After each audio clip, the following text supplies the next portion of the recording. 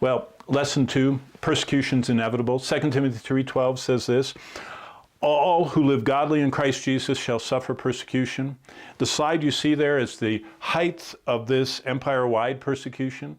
They would take them, they would hunt them down, the Christians, they would feed them to the wild beasts, some of them crucified, some of them burnt at the stake. But let me tell you about one, the next slide, one of the sufferings. Revelation chapter 2, verse 10. Let me illustrate what happened in Smyrna from history. It says, do not fear any of these things. Be faithful until death, and I'll give you the crown of life.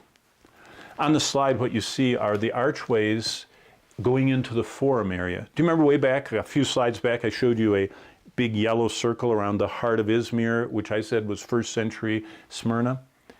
This is what was in that circle.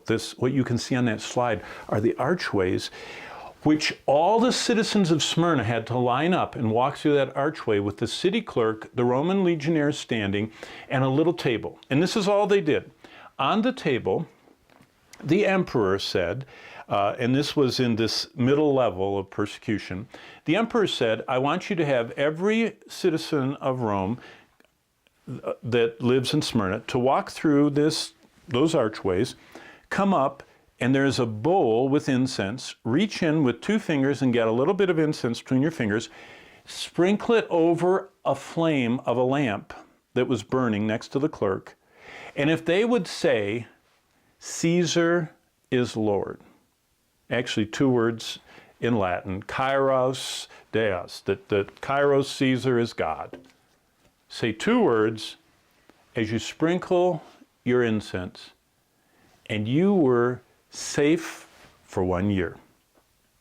Well, they lined up the town, and people started standing in that line, and it was announced to them that if they didn't do that, they would take them into the forum, and they would be burned at the stake alive, executed, martyred, horrifically tortured. You know what people began to think?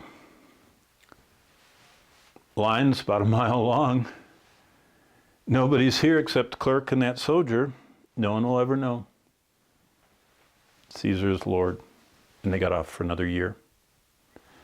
Until Polycarp, the 86-year-old pastor of the church at Smyrna, got into the line, and he looked down at the incense and looked at the flame, and he looked at the clerk, and he looked at the soldier, and he said, 86 years have I lived, and I have followed Christ all my days. How could I deny him now? And they marched him into the forum, and that day burned him alive. You see, Jesus wasn't joking when he said, you're going to face death. They did. Remember, those who suffer persecution are the ones that are godly in Christ Jesus. That was the earliest controversy in the church. What you do with the lapsers, they called them, the people that did the incense because they didn't want to die. And the church had a great controversy over whether they should let them stay in the church because they weren't faithful. But here's the lesson. In Jesus' letter to Smyrna, he doesn't promise they'll escape.